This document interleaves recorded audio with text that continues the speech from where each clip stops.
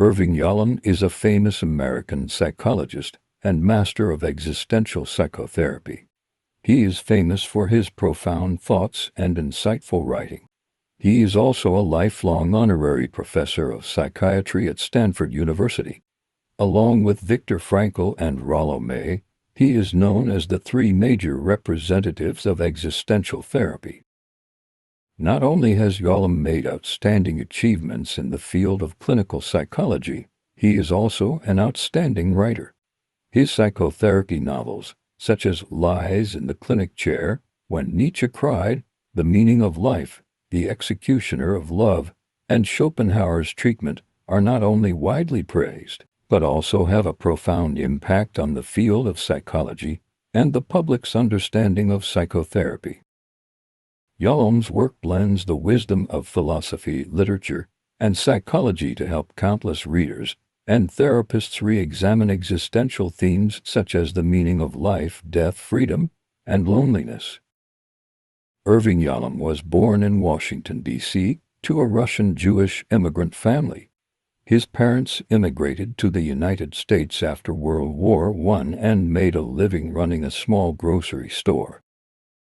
After receiving his MD degree from Stanford University, Yalom has been engaged in psychiatry and psychotherapy for a long time. He proposed the concept of existential psychotherapy, emphasizing that death, loneliness, freedom, and meaninglessness are the inevitable ultimate problems of human beings. His existential psychotherapy philosophy believes that people are free and responsible for their own choices and actions. Yalom also made pioneering contributions in the field of group psychotherapy. The 11 therapeutic factors he proposed for group therapy are widely used in clinical practice. His book Group Psychotherapy, Theory and Practice has become a classic text in the field. In a highly labeled society, people are often defined by various labels. These labels not only affect our self-perception, but can also be the source of social discrimination and prejudice. Yalom once said, "Labels can do violence to people. You can't cure the label, you have to treat the person behind the label." This sentence profoundly reveals the impact of labels on personal mental health and the key to solving this problem: location. Labels are everywhere, from educational background to professional status, from appearance characteristics to personality traits. Everyone seems to be labeled with various labels. However, these labels are often oversimplified and ignore the complexity and diversity of individuals. For example, a student may be labeled a bad student because of poor grades, which not only undermines his self-confidence, but also makes him socially ostracized. Likewise, a woman who is labeled as strong or a strong woman may experience unfair treatment in the workplace and at home. In every corner of daily life, labels are everywhere. Whether it is educational background or professional status, whether it is appearance characteristics or personality traits, almost everyone has been labeled with various labels. However, most of these labels are oversimplified. They are like rough paint brushes that paint over the rich colors and textures of individuals, completely ignoring the complexity and diversity of people. Just like in the field of education, a student is easily labeled as a poor student just because his grades are not satisfactory. This seemingly simple label is like a heavy shackle, which not only severely damages the student's self-confidence, but also makes him ostracized in the social environment. Looking at women in the workplace and at home, if they are labeled as strong or strong women, they often suffer a lot of unfair treatment in workplace competition and family relationships. The magic of labels is that they can quickly classify people, but this classification method is so one-sided and full of bias. However, behind every label lies a unique story. When faced with negative labels, many people do not choose to suffer silently, but bravely challenge and actively seek change. For example, A child was once diagnosed with dyslexia. This label seemed to indicate that he would have many difficulties in reading and learning. But with his tenacious perseverance and unremitting efforts, he finally broke through the limitations of this label and grew into a successful writer. There is also a female scientist who was once considered unsuitable for scientific research, as if there was an invisible wall standing across her scientific research path. However, she relied on her talent and persistence in scientific research to eventually achieve major scientific breakthroughs. These examples all show that human potential is unfathomable and should never be restricted by simple labels. Everyone has his or her own unique life history. Only by deeply exploring these processes can we truly understand a person. Yalom's existential psychotherapy concepts not only have a wide impact in the academic field, but also provide ordinary people with powerful tools to understand and cope with life challenges. His theories and works remind us that everyone has the potential to realize self-worth, as long as we bravely face our inner fears and confusions and find our own path in life. Under the influence of Irvin Yalom, more and more people are beginning to pay attention to the importance of the inner world, bravely face their own labels, and find their own bright future. As Yalom says, true healing lies in focusing on individuals rather than labels. May we all find our own path of growth and live our true selves under the guidance of his wisdom and strength.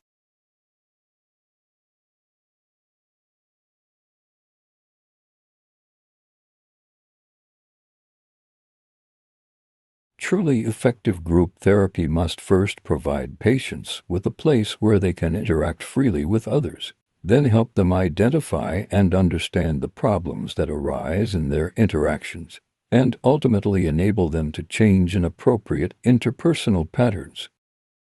Numbers are often more receptive to the perspectives of fellow patients and less receptive to the group therapist's suggestions. Therapists are simply paid experts. Spontaneous, sincere responses and feedback from other members are reliable. The existential approach believes that the greatest conflicts of human beings come from the inherent meaning of existence, including death, loneliness, freedom, and nothingness. Often the first person to speak or bring up an urgent life crisis is the center of the group's attention. When group members begin to value helping each other, the group reaches its best state. Often the disguise is only as strong as the resistance, especially in the early days of a group. A positive comment or comment made by a therapist about a member is likely to trigger feelings of peer rivalry. Interpretation can only achieve its greatest effect if it is accepted and trusted. There are two main ways to promote transference resolution in a therapeutic group, which are congruence confirmation and increased therapist transparency.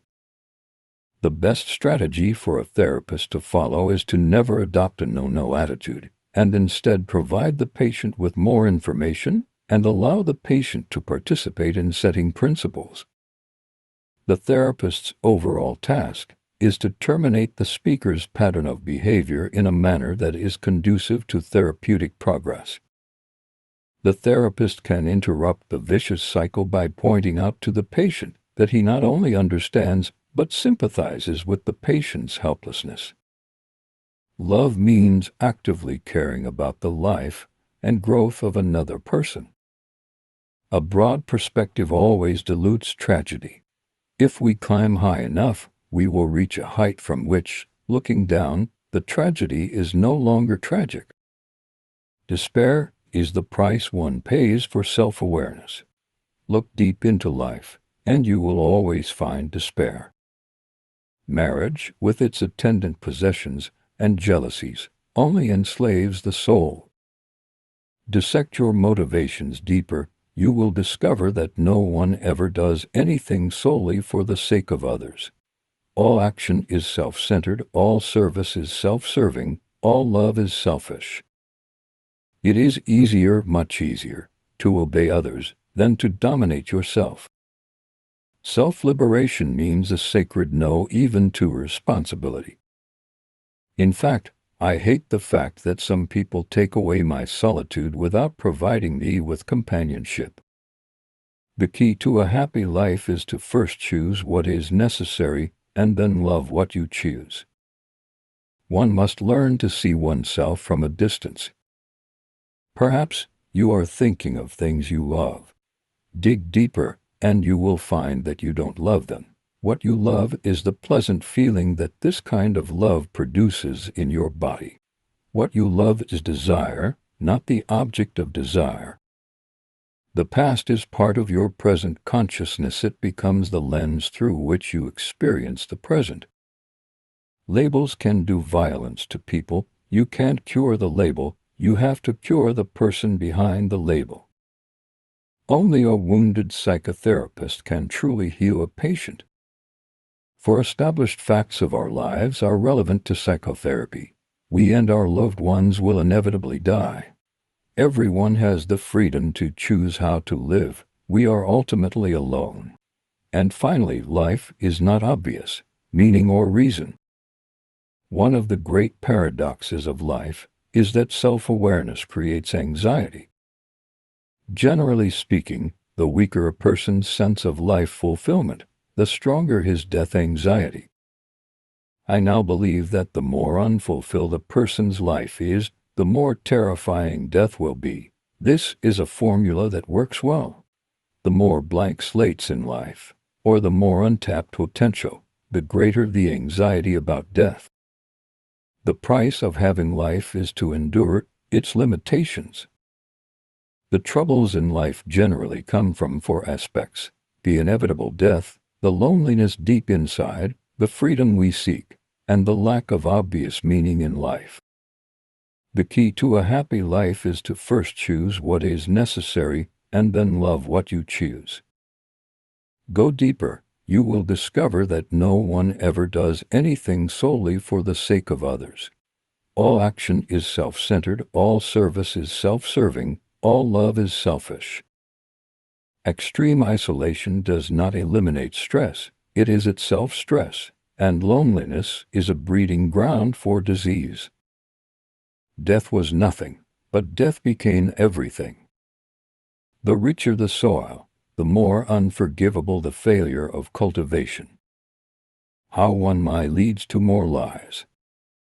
We love desire more than the object of desire. It is impossible to be happy all your life. The most a person can achieve is a life that is not afraid of difficulties. Despair is the price one pays for self-awareness. The four major issues of existentialism, death, the meaning of life, loneliness, and freedom, play a vital role in everyone's spiritual life. If I remain silent and do not tell the secret is my prisoner. If the secret comes out of my mouth, I become the prisoner of the secret. Only the tree of silence has the fruit of peace. Only by being a man can a man truly liberate the woman within a woman. Hope is the worst of all evils, for it prolongs the torment. Use your feelings as information. It is priceless data. Knowing in theory and doing it in practice are always two different things. Despair cannot be cured, and doctors do not examine the soul. Thoughts of them brought a warm throb to his genitals.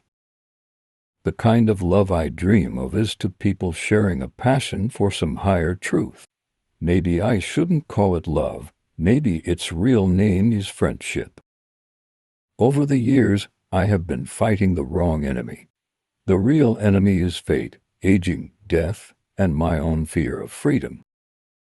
Stop it, stop thinking about it. Open your eyes, look around, let the world in. Adults who suffer from death anxiety are not a minority suffering from some strange disease. They are ordinary men and women whose families and cultures have failed to provide them with a well-fitting protective clothing to protect themselves from death. brought severe cold. Learn to be immoral and build a new self on the ashes of your old life.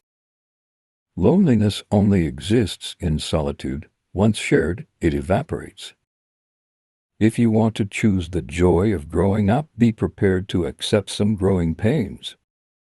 The so-called psychology is to use difficult and obscure expressions to explain simple principles in life. A liar is forced to live a vigilant life. Extreme isolation does not eliminate stress, it is itself stress, and loneliness is a breeding ground for disease. A broad perspective always dilutes tragedy. If we climb high enough, we will reach a height where tragedy no longer seems tragic. People can never really get help from others. People must find the power to help themselves. Time is uninterruptible. That is our greatest burden, and our greatest challenge is to live despite this burden. My only companion is time. From the summit, I could see the rest of my life in one glance, and the view was not pleasant to me. All I saw was aging, losing fame, becoming a father, becoming a grandfather. Without the connection of maternal love, a child cannot develop the basic sense of trust he needs, cannot believe that others will love him, and cannot love life. Confronting death can cause anxiety, but it also has the potential to greatly enrich your entire life. Awakening experiences can feel overwhelming but are often short-lived. I have my dark times. Who doesn't? But they never own me. Perhaps symptoms are messengers of meaning, and symptoms disappear only after their meaning is understood. Why is boredom so terrible? Why do we rush to stave off boredom? Because it is a state without trivial distractions. The underlying and unsavory truth of existence soon becomes apparent. Our insignificance, our meaningless existence, our doomedness to gradual decline and death. The meaning of life is to create meaning. We are all looking for a sense of belonging, but true belonging comes from self-acceptance. True love is unconditional, but it also requires work and maintenance. We each have a story, but we can choose how to tell it. The therapist's role is to help patients discover their inner strength. There is only one responsibility, the responsibility of your existence. Be strong, or you will always use others as an amplification of yourself. It is better to ruin a marriage than to be ruined by it. Every time I built a bridge with someone, I was betrayed, so I stopped building it. The ultimate reward of death is not having to die again.